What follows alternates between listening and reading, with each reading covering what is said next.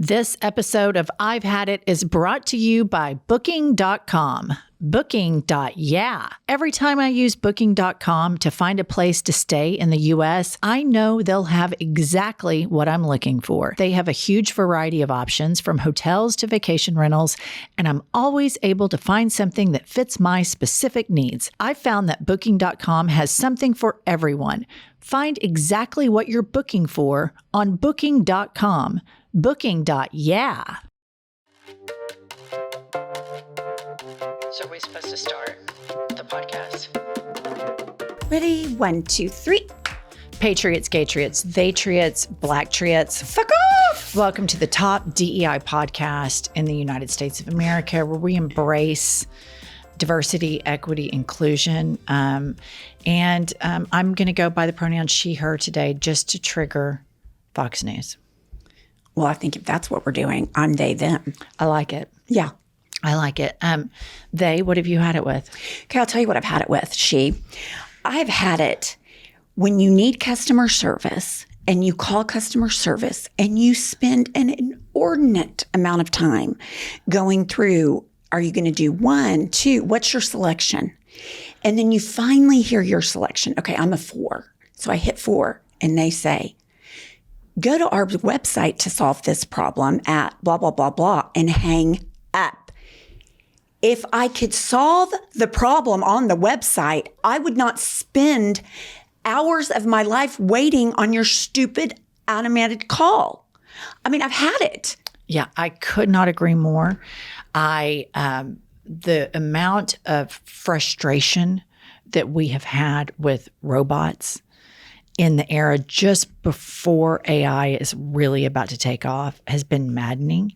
So I imagine these frustrations are only going to exacerbate unless the robots get smarter, which maybe they are. I don't know. But we're going to get more of this, not less of this. I know. And the thing is I suspect that the robot is better at technology than me because 90% of the human population is.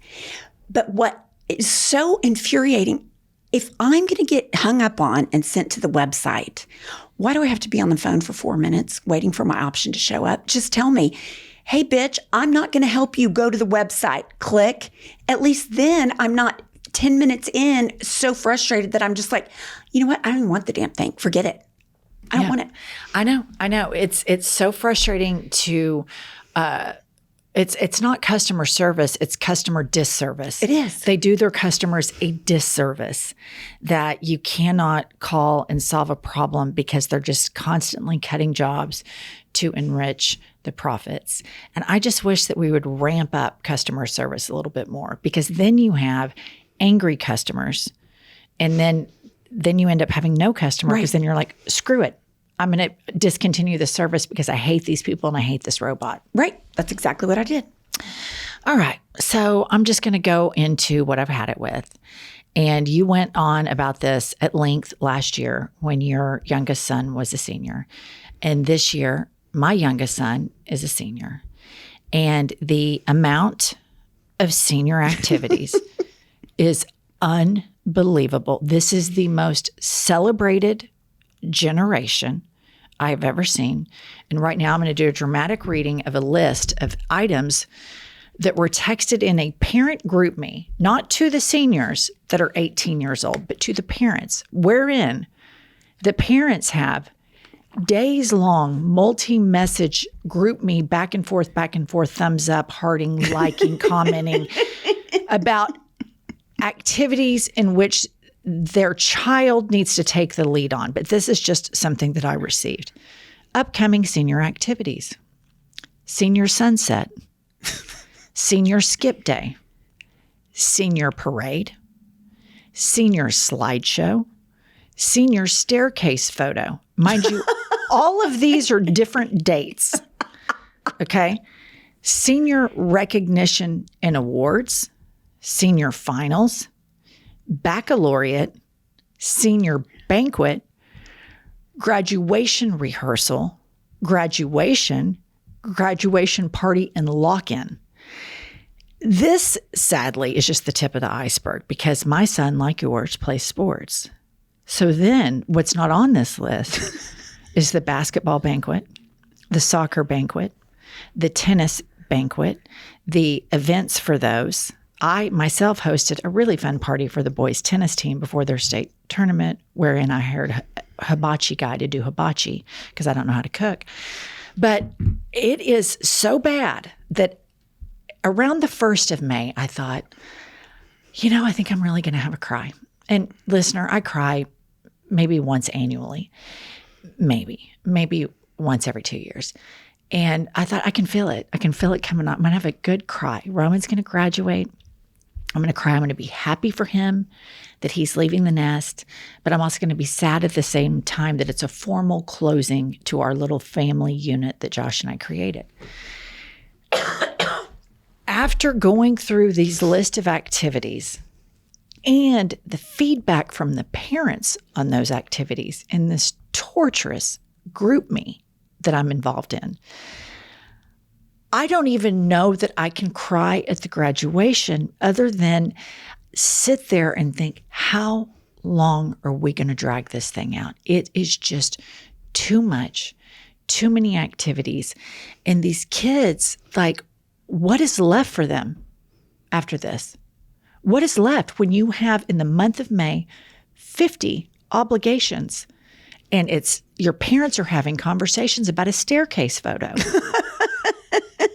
Why is that even typed up and even in the eyeballs of a parent? When we were younger, back in our day, that was just something that was internal done in the school. Hey, everybody get at the staircase. We're doing a staircase photo. I probably never even mentioned it to my mother. Right. Same. The fact that the parents are in on this, let me tell you what happened one day, that senior slideshow. So we show up for that. It's in the middle of the day, right? Josh and me.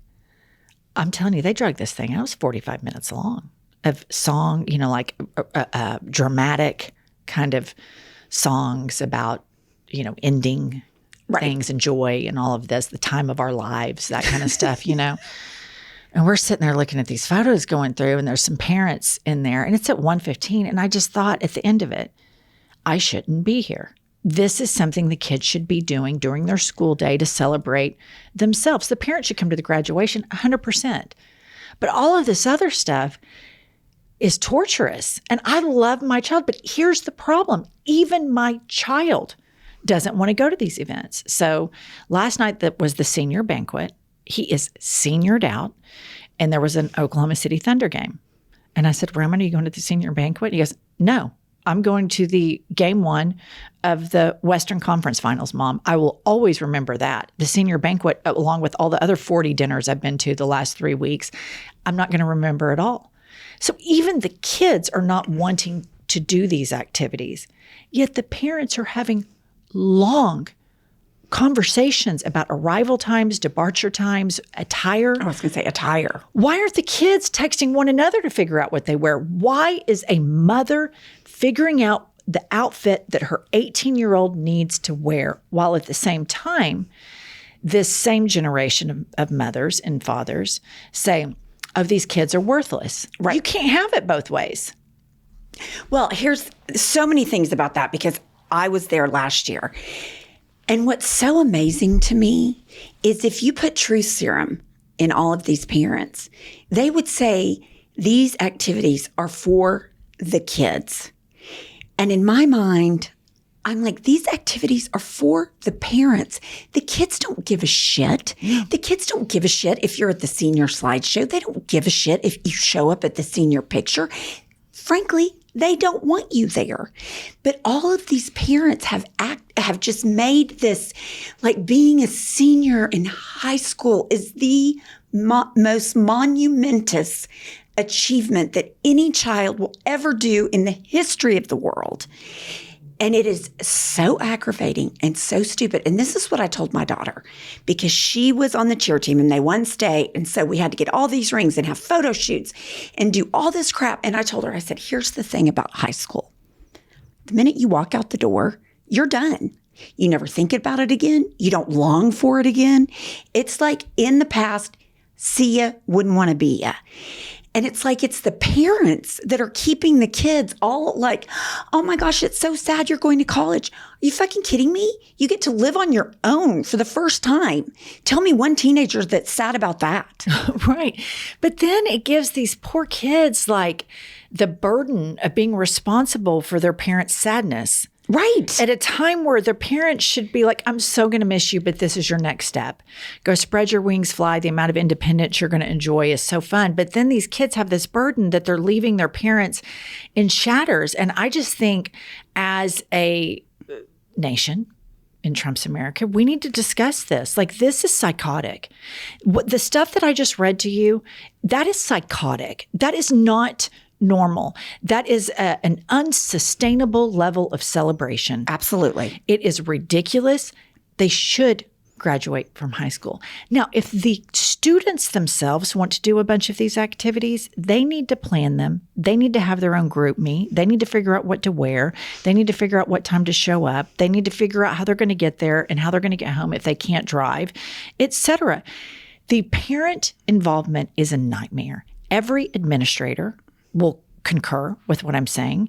Every school teacher will concur with what I'm saying. And then you have the current administration, especially like in our state, you say parents need to control their kids' education. No, they don't. If you want to control your kids' education, homeschool them and do your senior sunset, sunrise, staircase photo, circle jerk at your house. Right. But dragging us all through this when you yourself want to be ass deep in at the high school is weird as shit, and it's psychotic. It is totally psychotic. And I have these candid conversations with my kids about it. I'm like, this is out of control. And I'll do a dramatic reading from the group me. And both of my kids are like, oh God, those kind of moms. They know it.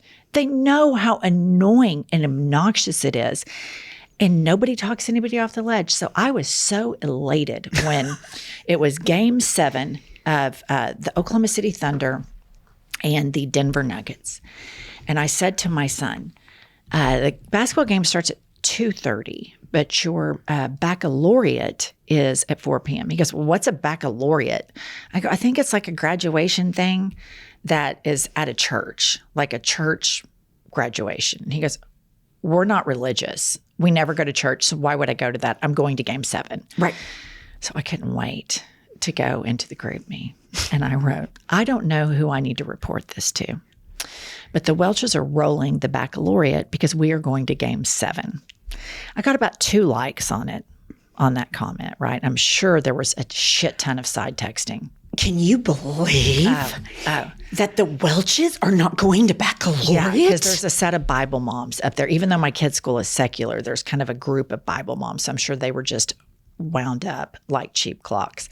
But then something magical happened. About 5 or 6 other moms side texted me that had my phone number. I'm so glad you put that in there because we wanted to go to the game as well. And I'm like, then go to the game. The kids don't want to go to this. It's boring. It's awful. It's, it's too much. We've already been to 95,000 celebrations and we're not even to graduation date Right. yet. So we missed out on the baccalaureate, have 0 regrets because Game 7 was such a blast. So we'll fun. remember that forever. Baccalaureate snooze fest, made a great decision for our family, prioritizing sports over the church, which I think could help a lot of Americans. And then Roman himself did not even go to yet another banquet because he's like, Mom, I've been to like 7 banquets already when you tack in the sports stuff. So I've had it. We need to quit celebrating people. Parents, don't do for your kids what they can do for themselves. Buying prom tickets, deciding what they're going to wear, what the attire is, that's on them. If they show up to an event underdressed, that is a life lesson. Been there, done that. That is a life lesson that they learn. They show up in shorts and a T-shirt and everybody else has on khakis and a polo shirt. Then they learn, oh shit, I should have texted my friend. These are the lessons these kids need to learn. And so when you read these reports that Gen Z is depressed and anxious and all of these things, it's the parents' fault and the school for enabling the parents to have this much involvement. And Donald Trump and all of these right-wing MAGA politicians for expanding, they say that they're for limited stuff, for making parents this unhinged all the time. They feed this toxic narrative, and we're not raising independent, autonomous citizens. Well, that's how they want it. I know. Welcome to I've Had It. I'm Jennifer. I'm Angie. The HBIC had Beaver in charge. She is the Beaver. Let's check in on Kiki, the magic lesbian. Kiki the Magic Lesbian. That's what everyone's been calling me now in the DMs. Yeah, it's a good one. So it's good. It's catching on. Today, I'm going to skip reviews because I got an email on a topic that we need to discuss. So I'm going to read that for you now. And Emily writes, you know what I've had it with? The crunchy mama movement, which is like the maha mama movement. Full stop. These women are out here acting like sunscreen is radioactive sludge while they slow roast their toddlers under a UV death lamp. Quote, I don't put chemicals on my kids. Girl, your kids are chemicals. You're made of chemicals. Water is a chemical. Oxygen is a chemical. Your overpriced adaptogen latte, chemicals. Your body, one big squishy bag of them. What they're really saying is, I don't understand chemistry, but I trust vibes over cancer prevention. And the kicker, the natural sunscreens they praise, still chemicals, just with friendlier names. Meanwhile, ultraviolet radiation, literal sun poison is cooking your skin cells like bacon, but sure, skip the SPF and manifest your way through melanoma. Then it's, quote, I only feed my kids food from the earth. Okay, but the earth also makes arsenic. Your raw milk isn't medicine. It's a bacterial gamble with splash of delusion. They treat seed oils like CIA mind control, but will slather their babies in beef tallow whipped with rose quartz energy. Your kid just wants a granola bar, but he's gnawing on a dehydrated yam because seed oils are the new Satan. Make it make sense. It's pseudoscience in a linen dress with a moral superiority complex and an Amazon cart full of anti-vax books. It's not just cringe, it's public health sabotage dressed up as gentle parenting. I've had it. This is brilliant. The best thing I've seen in a while. Mm-hmm. That is amazing. It's so true, though. I think all of this, people start to believe that they know more than science.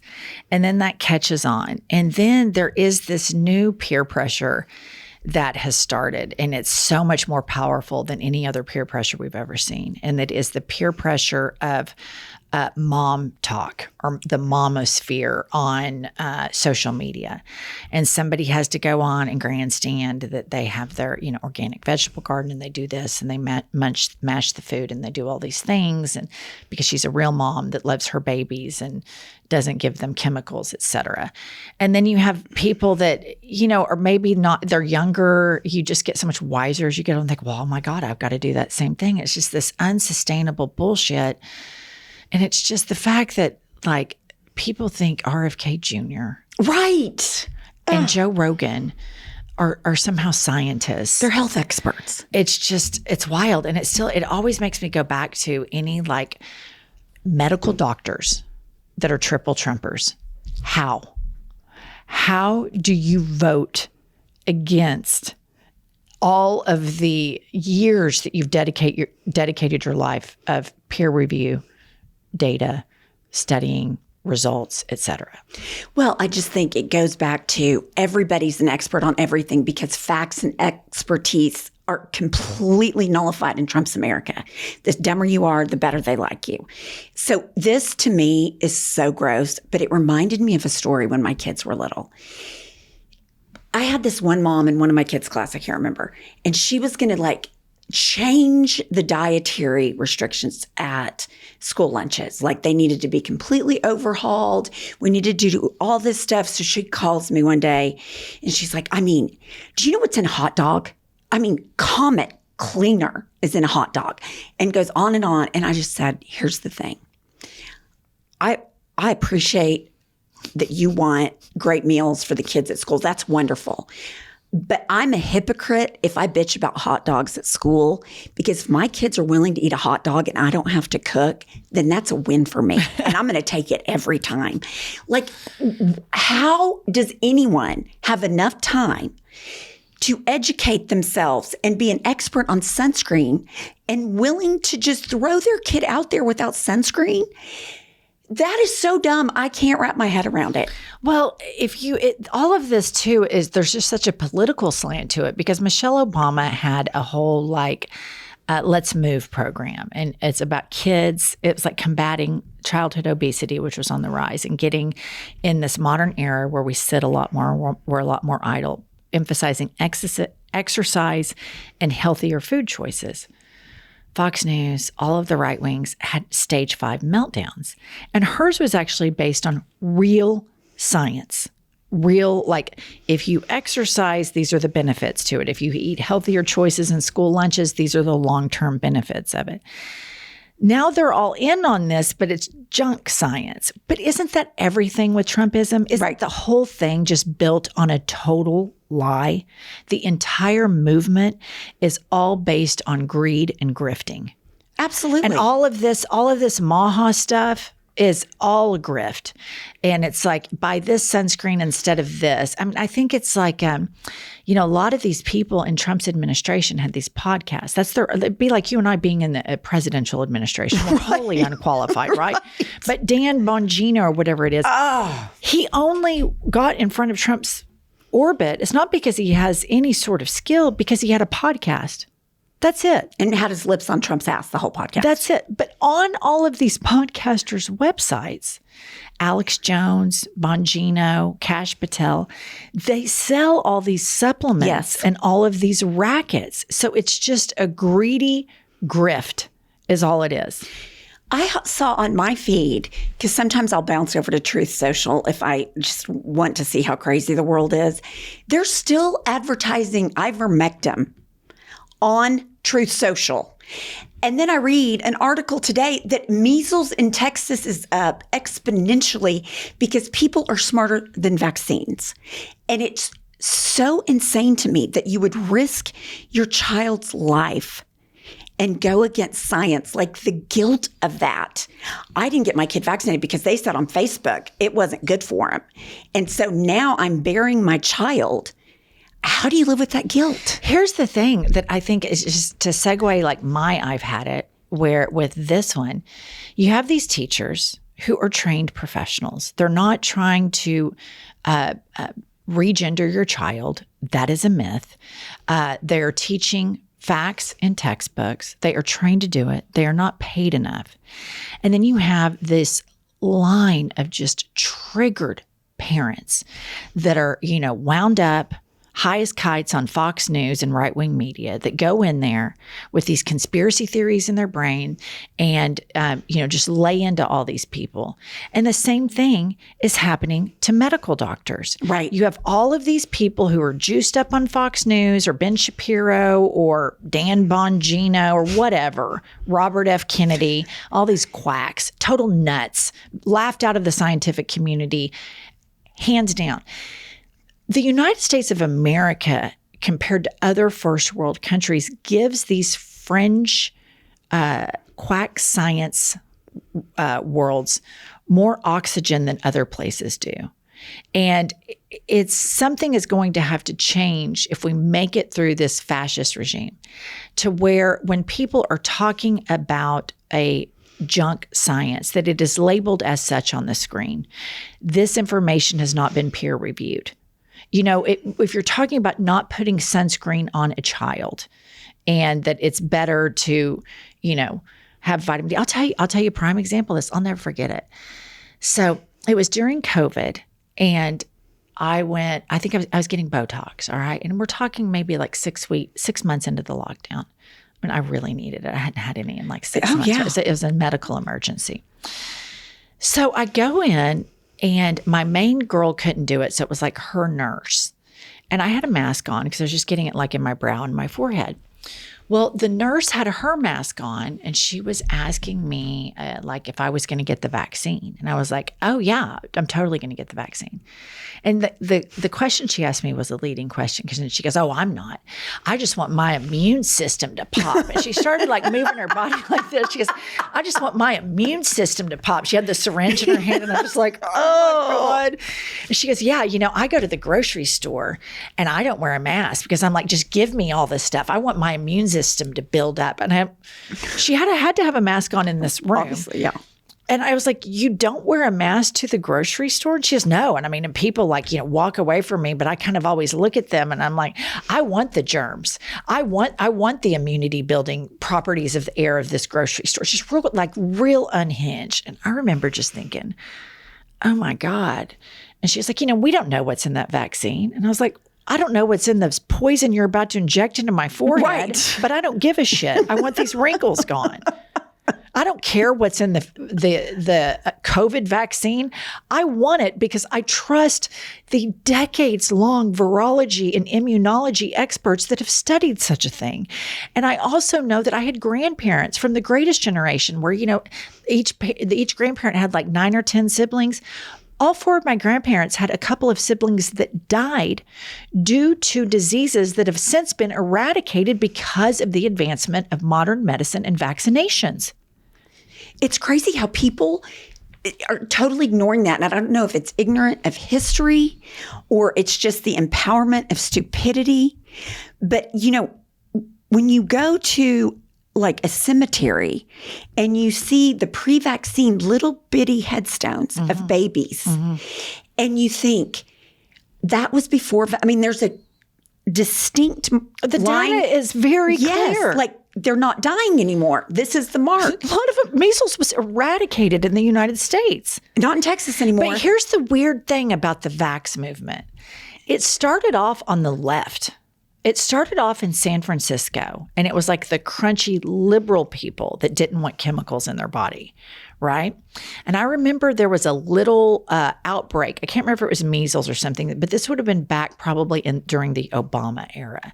And there was a little outbreak in like San Francisco area, like crunchy liberals, wealthy liberals that were like, we eat organic, we're not going to get vaccinated. And they quickly learned after this outbreak, like, okay, we're going to get vaccinated.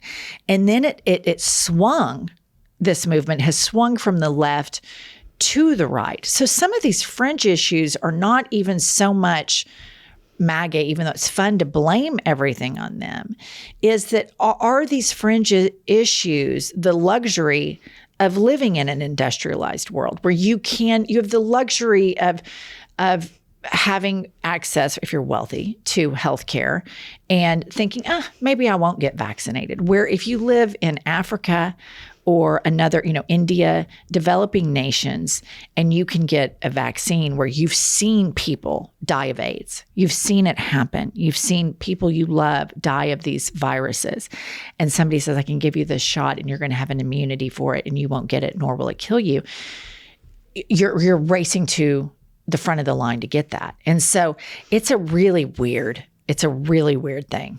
It's so weird. Okay, I was just thinking, I've said it 1,000 times during COVID. You were like, why don't they just have a Facebook hospital out in the parking lot of the hospital? That was one of my favorite things. I got so tickled. What if with all of this stuff that we have going on, so you say, this nurse of yours, I'm not getting the vaccine. I want all the immunity. But then you have to check a box right then. I'm not getting vaccinated. Therefore, I don't believe in science. Therefore, from this point forward, I will not seek treatment from medical doctors, shamans, all that, swing for the fences. You can go do all, sound baths, all that treatment. You can have all the WebMD you want, all the Facebook you want, all that stuff. Do you think that would stop people if you had to sign up? Do you think they'd say, I'll sign up? No, because I think there's a dissonance involved in all of this where somebody, I remember when Facebook, started, everybody was a researcher. These dipshits you went to high school with, and they're conducting their own research on certain things. It's so stupid. These people are dumber than a box of hot rocks. But, it's a really interesting question to pose because it's, there's freedom.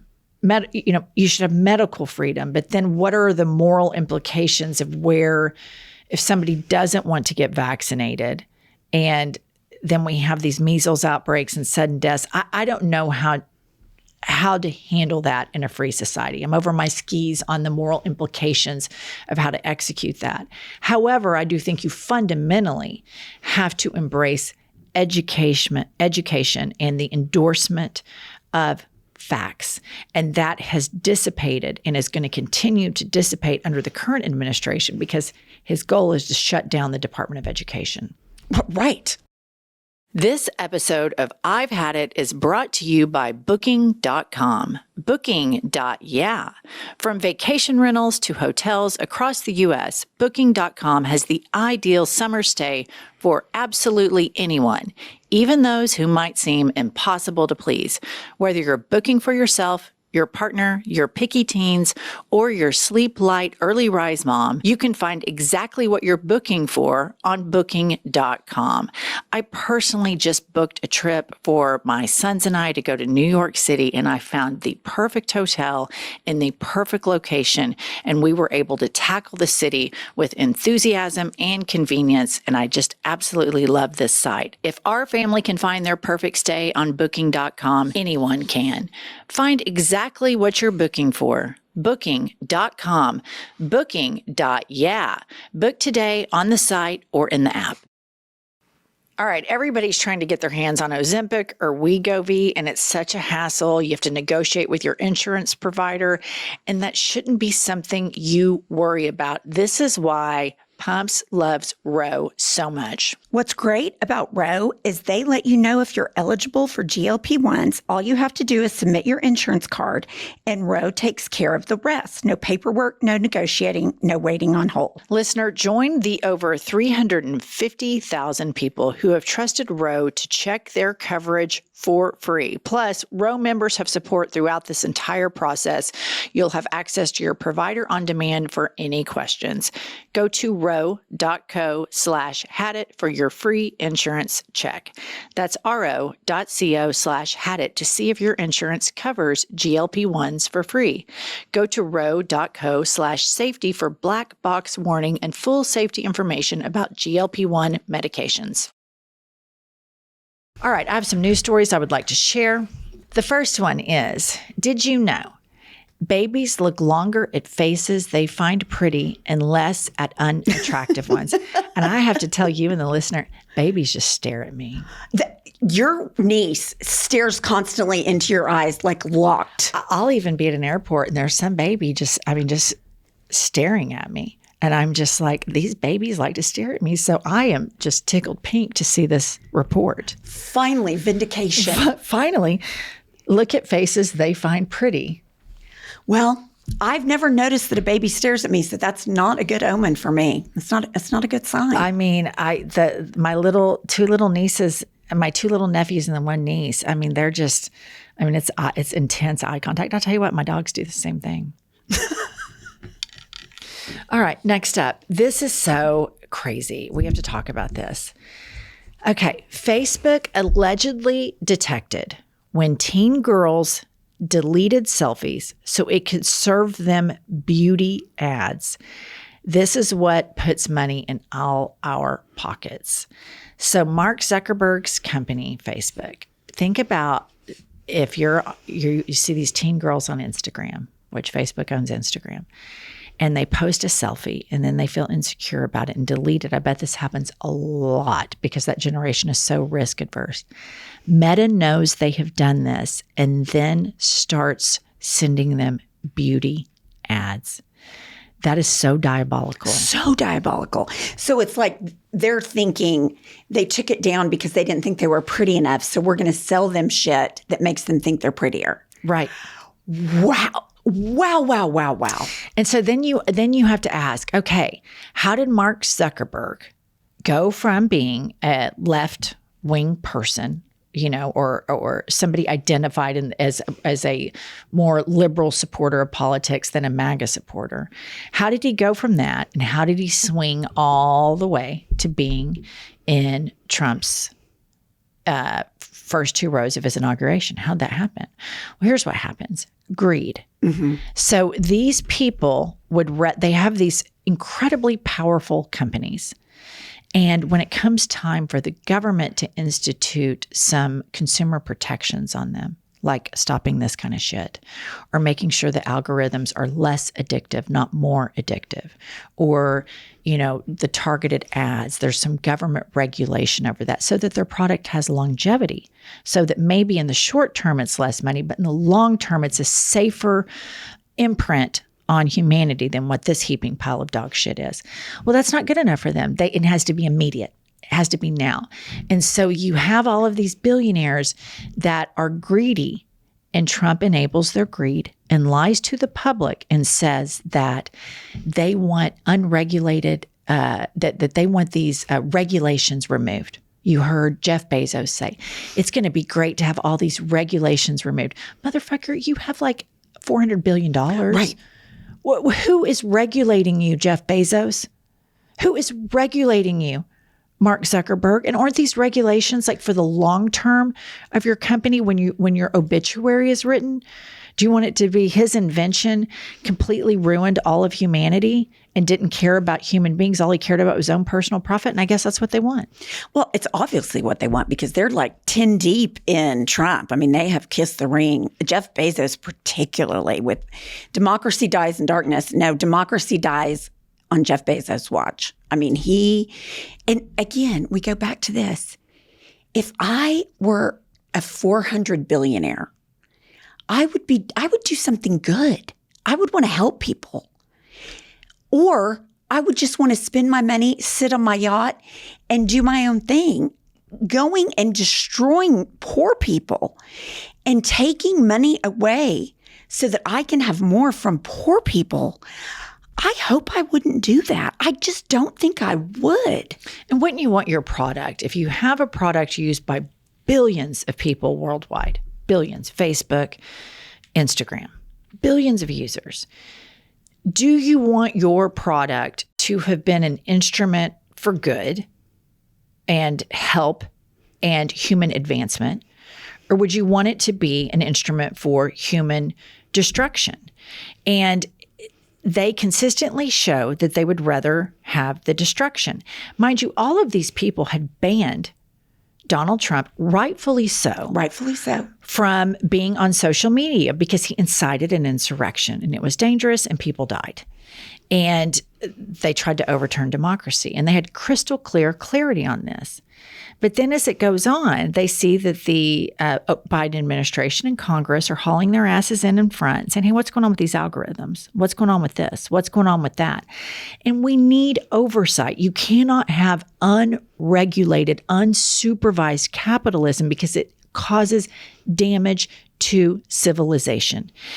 Zuckerberg in particular with these messaging apps and Musk with Twitter are causing generational damage to humanity. You have a generation that grew up with these cell phones in front of them.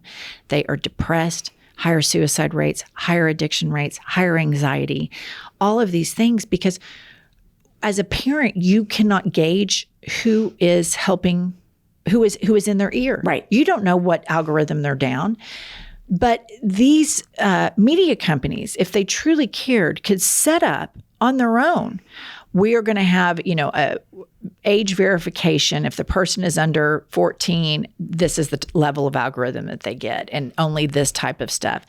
They don't want to do any of that. And it's just like these mega churches. They want to get people young, get them indoctrinated early, get them hook, line, and sinker. And it's just such a damaging component to what's happening to our kids' generation. And the fact that you have this powerful product and it never occurs to you, it could cut profits, but fuck, I already have $400 billion. Right. How much more money can I spend? Maybe I should be the ringleader on the regulations and work hand in hand with Congress to make sure we're delivering a safer product for future generations. But nope. And that's why they raced to Donald Trump because they're like, hey, here's $1 million for your inauguration. You're so hot. Makeup looks great today. And he's like, yep. No regulations for you. Right. And then that's the end of it. And it's just this really damaging thing. And also within that movement, the algorithms are rigged to support the owner's political preferences. Absolutely. Yeah. Right. All right. Next up, we have a story. Female frogs fake their own death to avoid mating with males they don't like. This behavior observed in certain European frog species, of course they're European, Of course. is used as a last resort when females are overwhelmed or harassed by multiple males during breeding season. This discovery sheds light on the hidden dynamics of mating behavior in the animal kingdom and adds a fascinating twist to natural selection. It also reveals that some female animals have evolved unique defense mechanisms to retain autonomy in the mating process. I applaud the female frogs faking their own death. When I was married, there were times I would have faked my own death to avoid sex, but they beat me to it. Let's dive into that. You really never liked having sex with your husband. I remember that distinctly. Before we got married, I did. So was it wedding night that it turned? I mean, probably, after that, but it just, I think what happened was after I got married, I realized there's really not a whole lot to like about him. I'm not crazy about him. I don't think he's that cute. He fucking talks too much. He has a yak mouth. And I'm stuck because I had to have a great big wedding and 9 bridesmaids. Yeah. That was what I did. So last night, we were at that Thunder game and they're playing, the Oklahoma City Thunder's playing the Minnesota Timberwolves. And on the Minnesota Timberwolves is this 7-foot-tall basketball player named Rudy Gobert. And he's tall and he has like this beautiful color of skin. It's like a cappuccino color. And he has like a very chiseled face and we're sitting kind of behind the visitor bench and he does his arms up like this and he's like flexing his muscles, like stretching. And I'm like, I don't know, 30 inches away from him. And I just went, oh my God. Well, Josh, like he's like, oh, do you think he's cute? And I'm like, you have to think he's cute. Right. I mean, that is a beautiful human being. And to top all of that off, the height, the muscle tone, the chiseled face, he's French. Dream. So I got my eyes on him all night, right? I'm totally in the tank for the Thunder. But I'm watching Rudy Gobert, and at one point he dunks. And it just kind of had him, he was just on my punch list of things to keep an eye on throughout the game. Thunder victory and Rudy Gobert, right? Multitasking, walking, chewing gum at the same time. So he does this great dunk, and I see, his biceps, and I inadvertently kind of clap. I'm not clapping for their team. I'm clapping because he's hot. And Josh was like, did you just clap? And I'm like, yeah, a little bit. But he was like, you really like that Rudy Gobert. Well, the idea that I found Rudy Gobert so attractive turned Josh on. So Josh is grabbing my ass all night. Oh, God. But it was, you know what? It was kind of fun. We've been together 25 years. Little grab ass every now and then in public, though. And he goes, Mama likes Rudy Gobert. He kept saying, Mama's got the hots for Rudy Gobert. I go, I'm just going over everything about him and the fact that I know if I were to talk to him, he'd have a French accent. 10 out of 10, no notes. Right. A very attractive human being. And isn't that the way it should be in a relationship? Like, I think he's hot. Josh is my best friend and my partner. I'm not going to go fuck Rudy Gobert. No. I mean, if I had the opportunity, I'd ask permission, or maybe I'd ask forgiveness. I don't know. We'll get to that on another podcast. And Josh is the same. Like, when he sees somebody attractive, we can just talk about it. Right. And I just, the whole mating for life, which I believe in monogamy. I think it's the healthiest thing for me personally. Some people have open relationships, and I think it would trigger bad things in me, jealousy, envy, if I was in some sort of open relationship. I think gay men are much better at that. Right. Than a woman would be. But it's fun. It's fun to have crushes. And so do you have any little crushes on men? I do. Okay, one thing I was going to say, the reason Josh can giggle and have fun about it is because Josh is secure in who Josh is. He does not have to run around telling people he's an alpha male. He is very secure. And I think that's a huge difference in men these days. Some men are just triggered and so worried about everything because they're so insecure. They would immediately form a contrast in their mind. Like if I was with a person whose default setting was jealousy and was emotionally immature, and I said I was attracted to Rudy Gobert, most white men would immediately think he's 7 foot tall. Right. We're talking stallion dick. Oh, God. We're talking Horse dick, for sure. We're talking like the scale of this thing would be staggering. And so a lot of men would probably take issue with that because they would start comparing themselves to Rudy Gobert. In our case, Josh was able to, I mean, I was just like, he was like, do you think he's hot? And I was like, you've got to think he's hot. Right. This is a gorgeous human being. I mean, and we did, Josh and I did kind of have a conversation. I was like, I bet that is really large. I mean, it just would have to be. That's what I always like. Okay, he's 7 feet tall. His arms are longer. His feet are bigger. His heart's bigger. His skull's bigger. It just stands to reason. That's why my 6 foot floor drops to the floor has not failed me yet. But how devastating would it be if you were an NBA, let's just say NBA player, and it's like you're 6'4" or taller. Okay, let's say you're about 6'6", which I would say would probably be around an average height in the NBA. Right. And you have a teeny weenie. That would just be terrible. Imagine having sex. Imagine like you're dancing, you've had a few cocktails, you're feeling great. Right. He hits on you, he's 6'6". You're thinking, oh, this is going to be so fun. We're going back, we're getting a hotel room, we're doing it, and he's 3-inch slim. What if it would just be so shocking. Yeah, and then that guy would just be. I mean, he'd be in a constant death spiral. He would know it. Yeah, he would know that it was just a complete disappointment. There's no way he couldn't. Yeah, I mean, well, because it would be on loop. It would be every single time. Yeah. Oh gosh, that would be. Yeah. Yeah. Oh, I mean, do you think Rudy Gobert's hot? Fucking A, he's hot. Yes, he's hot. You should have seen. You were sitting in the section next to me, but I was just. I mean, it was. I was looking at the bench because there's like Anthony Edwards, and they have really big. They're a big team, and we had really like I could hear their conversations and stuff. So it was really cool. So I was just all in on watching them, and he just does this like flexing his biceps, stretching, and he kept like his arms were like that for like a minute or so. He's done some sort of exercise, and I was just like, good Lord, what is happening? Do you realize the amount of women that are in this place? Right. Not to mention the gay men that were probably witnessing that as well. I mean, it was just a sight for sore eyes. Let me just say that. Yeah. I wish I would have paid attention. Okay. Because so tomorrow night, I'm going to really be on him in pregame. Pay attention. Look at him at the pregame, because I firmly believe, listener, just because you're on a diet doesn't mean you can't read the menu.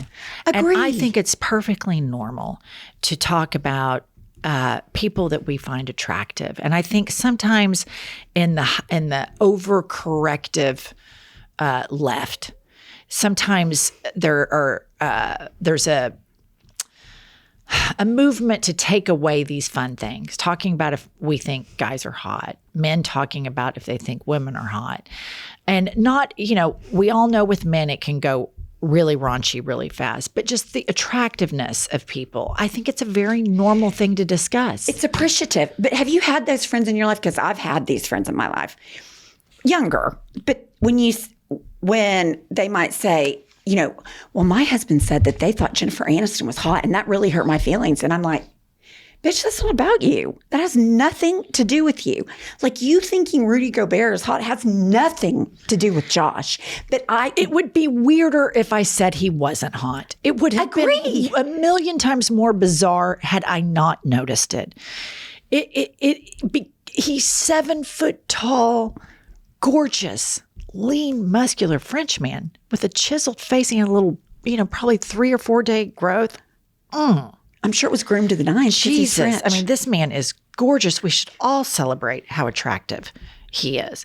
Now, I don't know. Maybe he's a piece of shit in his personal life. I don't know. I'm going to do a deep dive on it later tonight with ChatGPT. I mean, I don't know.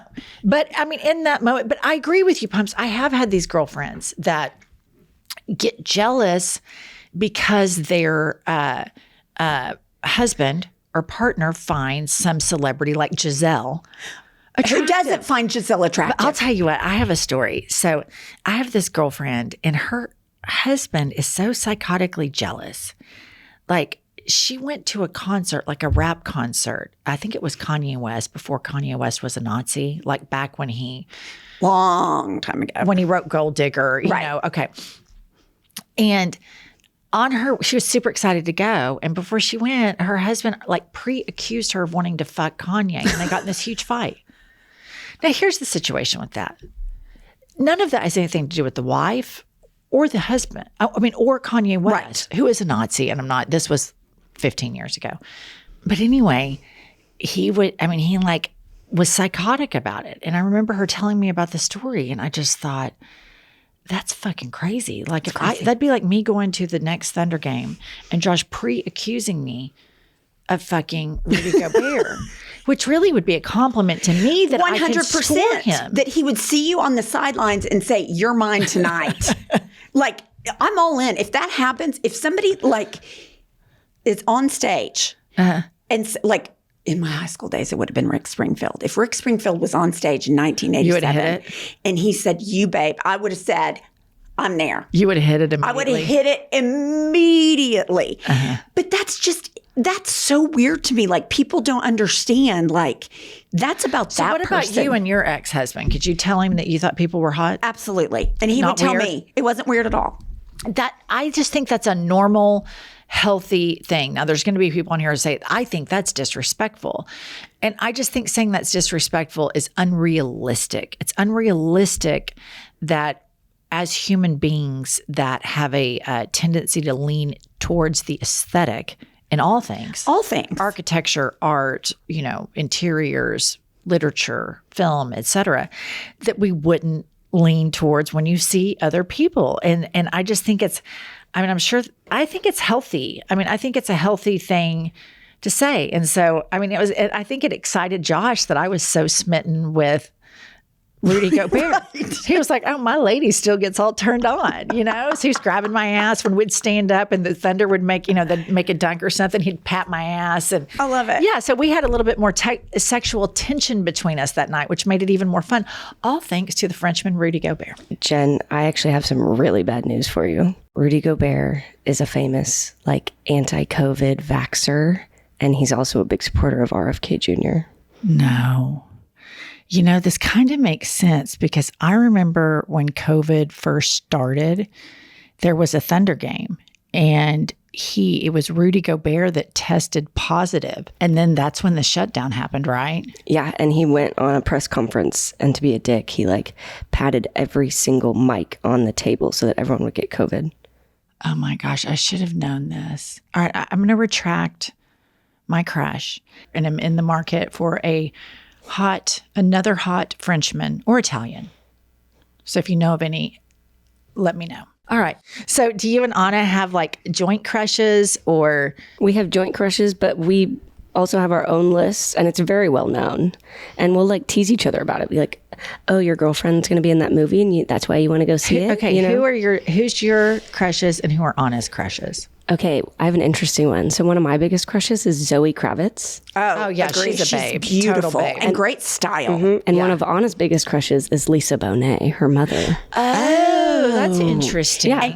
And I'll add myself in that. Lenny Kravitz is one of mine. There you go. Lenny Kravitz. Yeah, that's a hot family. They are a beautiful family, and they all have an incredible amount of sex appeal. 1,000,000% true. So does Anna lean towards liking older women? Not usually. Usually that's me. Okay, you like an older woman. Okay, who's number 2 on everybody's list? Kate Blanchett's a big one.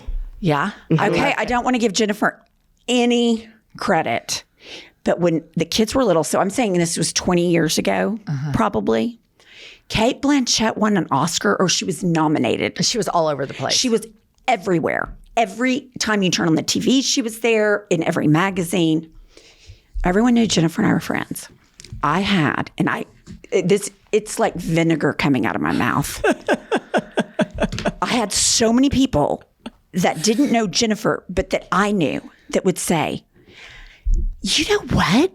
Last night I was watching whatever, and Kate Blanchett, Jennifer looks just like Kate Blanchett." And I was just like, oh my God. Well, then it filtered around to people were telling her, and I just, It was a rough patch for Pumps. It was a rough patch. It was a really, really rough patch for Pumps to go through that. Yeah. It enraged her. Yeah. But Kate Blanchett also has a sex appeal. Yeah. You know what? The thing about Kate Blanchett is she is such an incredible actress. She just exudes intelligence and confidence, which is inherently sexy. Agree. I mean, yes, she is an incredibly sexy woman. I completely agree with that. And I think, it depends on, I guess, what people are attracted to. But if I were a lesbian, I would want, let me think about Kylie's list. Cate Blanchett would probably be, if I were a power lessie, I would have to go right to the top to like a power lessie. That's why like our friend Renee Stubbs, she hangs out with all those power lesbians, and they're always doing power lesbian things. And it's just like this, they're all attractive, so sexy, beautiful. and they have this like confidence. Okay, who's your top crush, Jennifer? Okay, top celebrity crushes. For a long time, I always thought, and still do think, Barack Obama is incredibly attractive, sexy, all of the things. And no disrespect to his wife. This is just because you're on a diet doesn't mean you can't read the menu. For me, I'm 5'10" tall. So the height is a huge factor. And many, many celebrities are tiny. And when I've met them in person, they're barely to my shoulder. And that's just an incredible turnoff for me. No disrespect to any short men watching the podcast, but as a tall woman, I want to feel. And you like to wear heels. I want to feel, I like to wear heels, and so I want to feel smaller than the person with whom I'm attracted. Yeah, and maybe that's a female, but I do. I like a man that's taller than me.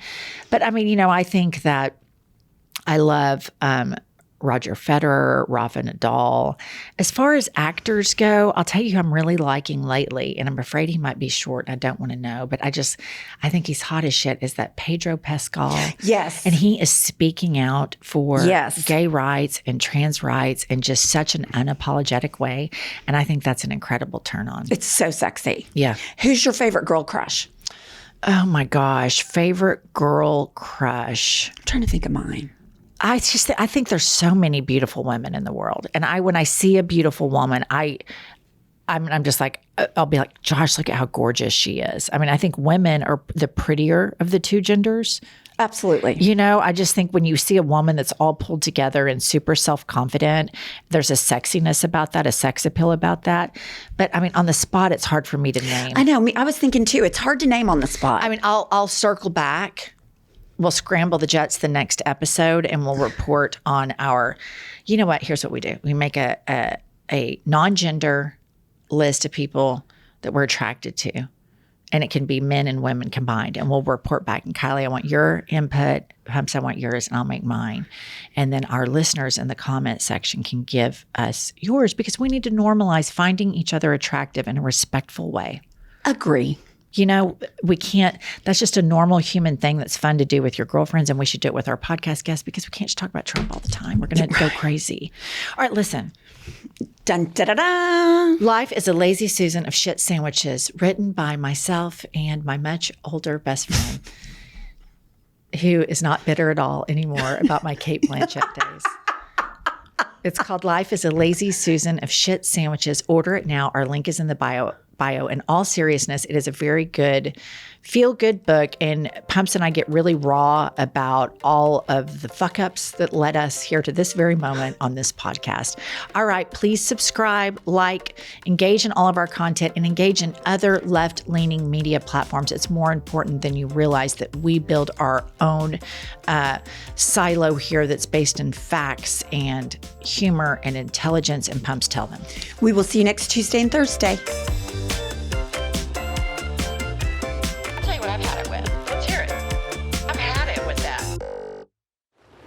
Listen up, patriots, gaytriots, and natriots. We have a new podcast that has dropped. It's called iHip News. It's Monday through Friday, every day, 15 to 20-minute hot takes on the political landscape of the United States of America, always served with a side of petty grievances. We are on all the available platforms, Apple, Spotify, Google, whatever you get your podcasts, and YouTube. Please go rate, subscribe, and review so that we will chart upwards with America's greatest legal mind. Pumps, what does an eagle say? Caw-caw. A little bit more enthusiasm. Caw-caw. That's it. That's caw-caw. That's the patriotism that this country needs right there. Pluto TV has all the shows and movies you love streaming for free. That means laughter is free with gut-busting comedies like The Neighborhood, Boomerang, and Ferris Bueller's Day Off. Bueller. Mystery is free with countless cases to crack from Criminal Minds, Tracker, and Matlock. I'm a lawyer, like the old TV show. And thrills are free with heart-pumping hits like The Walking Dead and Pulp Fiction. Correctamundo. Feel the free Pluto TV. Stream now, pay never.